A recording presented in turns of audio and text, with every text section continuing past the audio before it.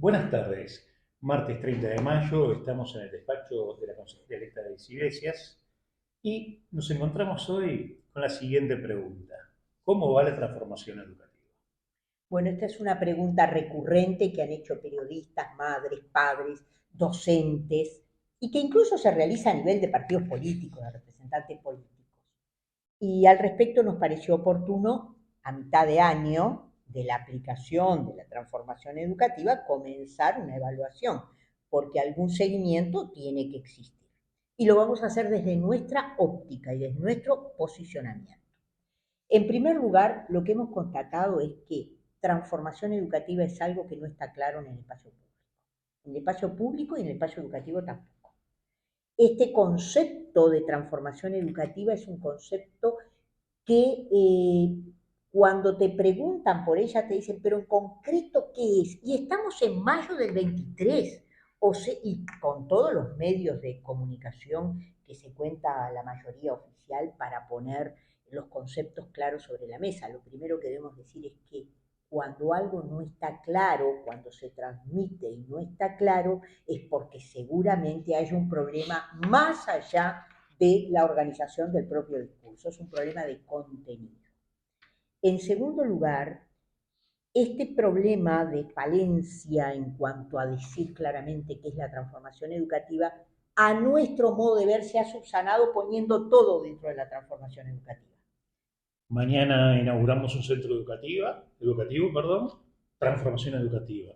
Se realiza una sesión de codicen en el interior, transformación educativa. Se habla de extensión del tiempo pedagógico, transformación Y educativa. yo sobre esto que está diciendo Luis deseo hacer una precisión. En la transformación del tiempo educativo, la ampliación del tiempo educativo que comenzó con tiempo completo en la década del 90, tiene 32 años.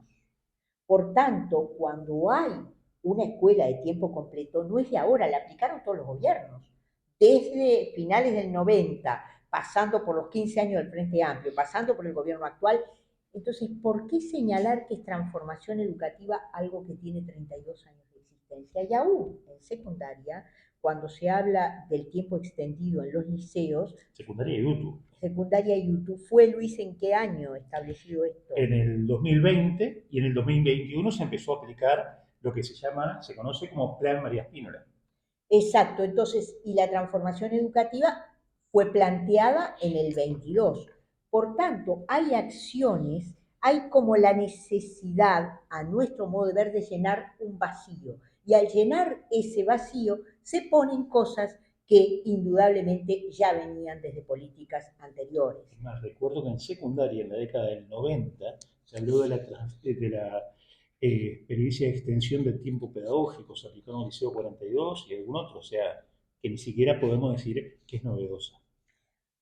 Estos son dos precisiones muy importantes porque cuando la gente escucha los discursos termina no sabiendo de qué se habla y a veces el objetivo es que no se sepa de qué se habla. En el caso nuestro lo vamos a precisar diciendo que para decir transformación educativa a partir de los debates y planteos del 2022 oficiales se puede hablar de tres cosas: un cambio de programa, un cambio en los criterios de promoción y un cambio en las denominaciones. Y voy a empezar por las denominaciones porque son las más claras. Séptimo, octavo y noveno, la gente no sabía que era séptimo, octavo y noveno, tenía una Generó enorme ansiedad. confusión, Es igualito a ciclo se básico. pensó que dependían de primaria, ¿te acordás que eso había generado mucha confusión en Uh un -huh. inicio? Y sin embargo, séptimo, octavo y noveno en UTU sigue dependiendo de UTU, en secundaria sigue dependiendo de secundaria, y cada cual con su plan y programa. Exacto, pero si estamos hablando del séptimo, octavo y noveno, como del séptimo, que se habló mucho como una continuidad de ciclos, la verdad es que la situación no incorpora ningún cambio en cuanto a la continuidad entre primaria y la educación media, más que un programa que establece competencias en ambos lugares. Y vamos ahora al cambio de programa. Desesperación y generación de malestar docente, el cambio de programas. Miren, en primaria se dan dos cosas. Se da hasta segundo año, donde están incorporado el problema de las promociones automáticas de primero a segundo, cuyo problema se va a ver a final del 2023, donde va a cobrar más crudeza la situación de promociones automáticas, pero tenemos tercero, cuarto, quinto, sexto de escuela con el programa anterior. Y a alguien se le ocurrió decir que aunque no hay programa nuevo, deben aplicar la transformación educativa. Y la gente está desesperada, sin saber y sin tener orientaciones claras sobre cómo planificar. Y este no es un problema de que se le endilgue a alguien, usted no sabe orientar. Ya lo dijeron algunos colegas de primaria, inspectores el año pasado, no entendemos qué se está pidiendo. Pero en secundaria creo que la situación se vuelve aún más compleja, porque en realidad esta orientación de disciplinas, talleres, está conmocionando, está generando problemas organizacionales. ¿Y qué cambios tenemos en secundaria y YouTube? Una,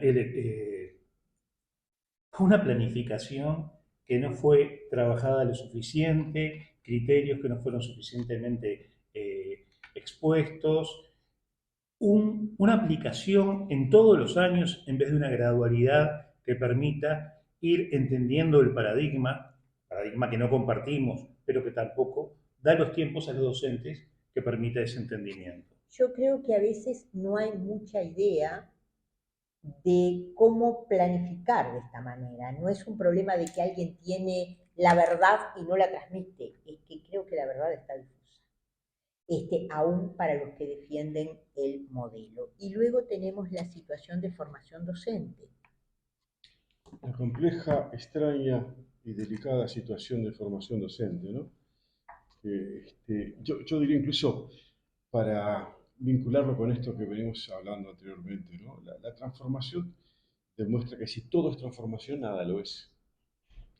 Y en segundo lugar, tiene un tono muy preocupante que es que todo cambie pero que siga igual, que era lo que señalaban los compañeros, ¿no? Esa frase adjudicada hasta El gato pardo, ¿no? La novela del Barón de Lampedusa. Y yo diría que una tercera cosa que hay que verla también con atención es el carácter de performativo de algo. Es una actuación que por el hecho de decir una cosa se convierte en realidad. Y lo central está en la interacción, fundamentalmente cara a cara, con el público. Detalle más aún, con el espectador. Creo que eso es un estilo bien interesante de observar porque muchas veces estamos más en el plano de una actuación, un desempeño y una performance que de estas otras cosas que si uno las objetiva se encuentra que bueno, han estado allí durante mucho tiempo. Ahora bien, en formación docente, algunos titulares para empezar. Eh, una situación problemática de fondo son las cuestiones curriculares relativas a los programas de las nuevas asignaturas del Plan 2023. ¿Qué quiero decir con esto? Que se ha perdido el nivel de congruencia curricular. Así que hoy en día, cuando formamos un maestro, un profesor, un educador social, un maestro técnico, etcétera, tenían a lo largo desde la formación y fundación de estas formaciones asignaturas con cierta similaridad en contenido y en carácter formativo. Bueno, ahora entramos en un proceso de entropía acelerado. Cada cosa se da en cada lugar sin que tenga correlación con ninguna cosa. Supongamos que yo me recibo de maestro y quiero ser mañana el profesorado X.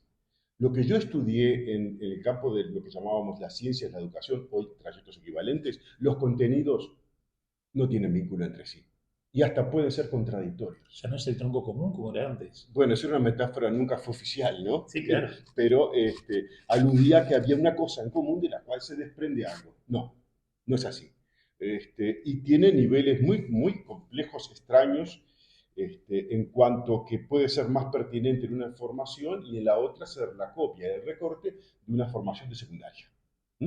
Ya lo hemos señalado, lo hemos planteado y la necesidad de tener un nivel de desarrollo programático acorde a algo que se proclama para sí mismo el estatus universitario. Problemas curriculares. Junto con los problemas curriculares, otro muy importante. No tenemos un cuerpo docente asegurado. De hecho, esto está empalmado con el tercer problema que es la semestralización y el salario. Si ustedes miran, los institutos de todo el país tienen decenas de horas sin cubrir. Muchas, muchísimas. Y esto ha sido el resultado de que los profesores han ido constatando que al elegir horas, el sistema semestral tiene consecuencias por procesos de cobro, acumulación y demás.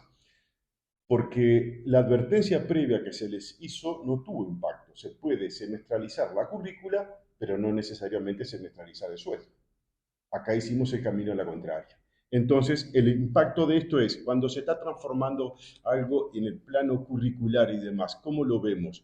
Bueno, no pueden estar todos los grupos de primer año de la formación de profesores del IPA, digo, pues un instituto más grande, en lo que antes llamaba Historia de Educación, sin cubrir un solo grupo. Hay 40 grupos descubiertos. Nunca se han cubierto hasta el día de hoy. Y así sucesivamente, para no aburrir. La semestralización ofrece enormes problemas tanto de los trámites administrativos, los docentes comparten cargas horarias en otros subsistemas, que cuando le suma le producen efectos irracionales, ¿no? Después, junto con esto, dificultades extrañas en la institucionalidad.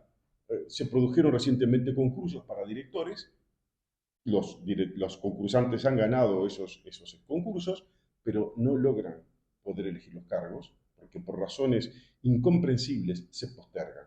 Y hay un caso típico o arquetípico que es el de Melo, ¿verdad? Hace más de 3 meses que el cargo de dirección allí no está cubierto, no se ha convocado a la lista de concursos ni al estatuto, y esto es una muy mala señal.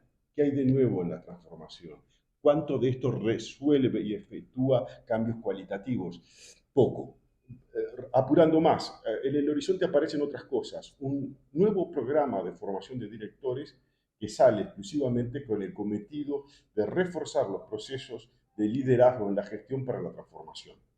Lo interesante de esto es que, ya sería el tercer año que va a acontecer, se hace en común con el Ministerio de Educación y Cultura, que además lo financia, etcétera. Y eso es una cuestión muy interesante porque tiene un cambio de matriz política institucional. La otra cosa para cerrar esta aproximación a extrema velocidad es, si salen nuevos bachilleratos, y el bachillerato genérico es uno de ellos, que no es en realidad, como se ha señalado anteriormente, una novedad de la transformación, porque ya estaba previsto en la administración anterior, no se llevó a cabo. Ahora bien, un nuevo bachillerato con, no sabemos todavía claramente qué condiciones, aunque podemos imaginarlas, esto supone modificar posiblemente la formación de los futuros docentes. Y habrá que ver con cuidado ese nuevo bachillerato donde enfatiza esas formaciones. Porque mañana los egresados de la formación de profesores van a ser destinatarios a esa formación. Esto todavía no lo conocemos y está allí a la vuelta de la esquina, ¿no? Hay otro aspecto en formación en educación muy cercano, muy inmediato, que tiene que ver con el reconocimiento del carácter universitario. Estuvo planteado por nosotros insistentemente, e incluso lo tomó Codicen en un momento, el tema de la prueba, o sea, se transforma a nivel de formación en educación las carreras cumpliendo ciertos requisitos impuestos por el ministerio, pero a su vez después de egresado tenés que dar una prueba sobre habilidades para leer, para calcular, bueno, una serie de cuestiones que la verdad resultan injustificables. Pero agreguemos un problema.